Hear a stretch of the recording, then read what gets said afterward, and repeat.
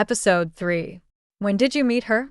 It wasn't until she stood with crutches under the dim bedroom light that Huo Jincheng noticed how much thinner she had become since they registered their marriage 3 years ago. She looked as if a gust of wind could knock her over. Have you been following me? Huo Jincheng's expression quickly darkened. Do I seem like I have that kind of time? Same hospital, caught you in the act.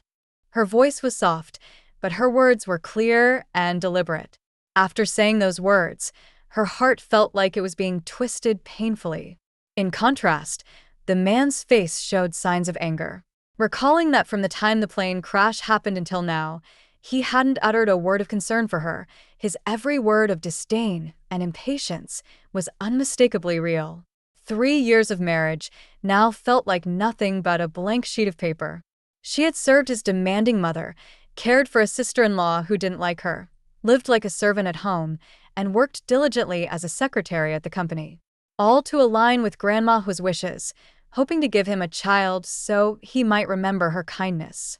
Even a shred of affection from him would have been enough to comfort her for the past 3 years of effort and hardship.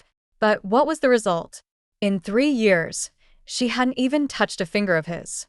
Even when they shared a room, they didn't share a bed. Suppressing the pain throughout her body, she met Huo Jincheng's cold, icy gaze. Somehow, she gathered the courage and suddenly let out a soft laugh. Your mother said I'm a hen that can't lay eggs, but you've knocked up your mistress. Where does that leave my dignity?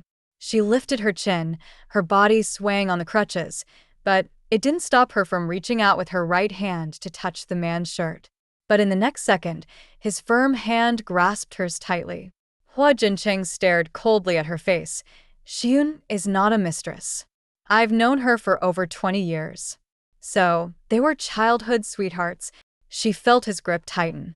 She was abroad for 5 years. We had no contact during that time. Li Gu paused. No wonder she hadn't found any traces.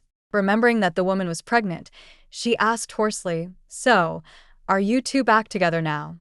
Huo Jincheng's throat moved as if he wanted to explain something, but he found it unnecessary.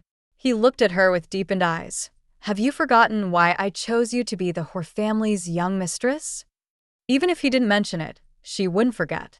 With numerous branches under the Huo group and many coveting the position of the Huo heir, Grandma Huo had intended to select an unmarried woman from Bincheng to marry Huo Jincheng and secure the company's internal affairs with a child. As someone who once saved Grandma Huo's life, she volunteered herself. She had approached Huo Jincheng, assuring him she wouldn't interfere in his affairs, even agreeing to a secret marriage and closing her thriving designer boutique to work as his diligent secretary at the Huo group. Now, Huo Jincheng was telling her she had overstepped. She smiled. I haven't forgotten, but people are greedy, aren't they? Her bright eyes contrasted with her paper-white face, and if not for the faint smile, she looked like a ghost from the underworld. In that moment, Huo Jincheng felt she had changed somehow but couldn't pinpoint how. Until his hand was empty. Li Gu easily withdrew her hand from his grasp. In the large bedroom, with the windows closed, a fragrance permeated, growing stronger. The room's temperature was steadily rising. A glance showed the thermostat reading 30 degrees. Huo Jincheng's expression grew increasingly unpleasant, especially as she reached directly into his shirt.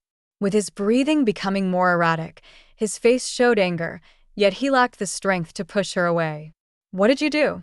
Full story is available at novelpalace.com. Click the link in the comment section to get it free.